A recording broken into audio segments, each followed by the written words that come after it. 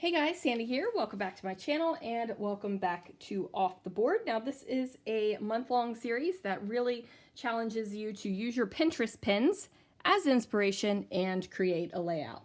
So I do have a Pinterest board called Color Combos, and this combo right here has a lighter green, a little bit of a darker green, a blue, and a yellow. And then I had this paper left over from another layout. So it had all the colors right here. So I went ahead with that and then pulled out some things that I thought would go well. I'm going to be scrapbooking these two photos. This is Christopher and Lana when they were flying to drop her off at college. I pulled out 3 different die cut things. And I think I'm even going to bring in this, even though it's not on the color combo. I think I'm going to use this as a pop. So let's see what I can do. All right, guys, so I am starting off with a sheet of cardstock. Well, it's not really cardstock. It is one of the back in the day American Crafts papers that had the solid color on one side and the printed paper on the other side.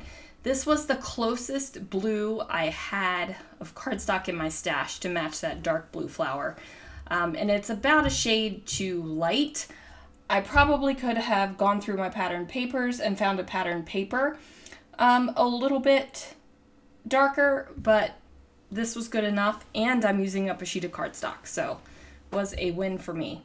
Now, I thought I was going to be able to trim my photos down to 4x4, and they fit on this pop color, right? Like, this isn't the color that is in the color board. It's not a color that came from the Pinterest pin. It's just a one shot of a completely different color that's going to give the layout a pop.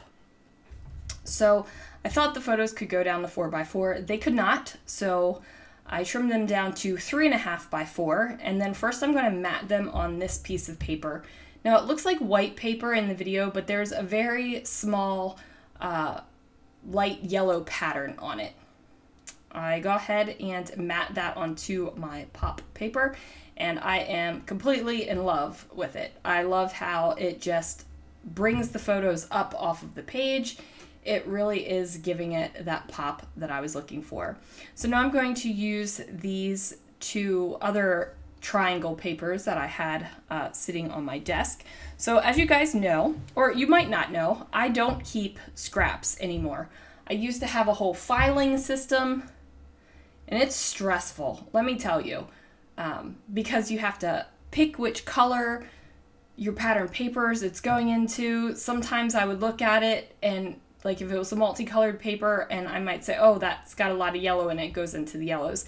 And then when I'm flipping through the yellows, I look at it, I'm like, why is there so much yellow? Like, this isn't yellow, this should be in the greens, and it moves to the greens. Super stressful for me to think about it, to use up the papers, whatever. So I cut my papers. If they're large enough scraps, they go back in with the 12x12s. If they're smaller scraps, they live on the desk next to the trimmer until I use them for like a layout or 2, and then boom, in the bin they go. It's just not worth it to me to save every little teeny tiny piece of paper. And I know you can punch things out of them. I'm not going to do that. Why would I save paper for something I'm not going to do? Makes no sense. But I am enjoying decorating my page right now. So I have 3 different die cut boxes. I have 2 of the 49 in Market Spectrum Sherbet colors. And then I also have this kind of travel themed one. Now I thought I was going to use that US map along with the curved arrow and the house. And I was going to point the arrow to Florida, since that's where they were traveling to. But I decide that it feels awkward and I don't like it. So the map goes back into the little case right here. And I decide to layer my wood veneer house with a bag tag. Now I'm going through my 49 in Market boxes. I love these kind of embellishments that are just colorful because you can use them with so many different kinds of layouts. There are embellishments that are very themed, and then there are embellishments like these where mostly color and it works. So I'm trying to pull out some yellows, and then I want to pull out some greens and stuff from the other box. So I'm going to layer a heart over top of the tag right here. I love scrapbooking with yellow. Just love it. I used to really love scrapbooking with orange. And I haven't found a lot of great orange papers yet, so, or anymore. That, which might be why my preferences have changed, but yellow, I love me a good yellow paper. It's hard to say no to a yellow paper. It's just good. I love yellow. It's a great color. It's not my favorite, but it's a great color to scrapbook with. So I pull out my airplane punch, and I'm just going to punch out an airplane out of some white cardstock. And then I realize when I'm starting to glue this stuff down that I have basically created the layout and didn't glue as I go. Which is weird because most of the time I'm gluing as I go. I'm not exactly sure what made me change for this layout, but it's just a little bit different. Now, are you more of a glue as you go, or are you a create the entire layout, take a picture of it, and then glue and recreate it? So, yeah, I'm definitely not take a picture of it and recreate it.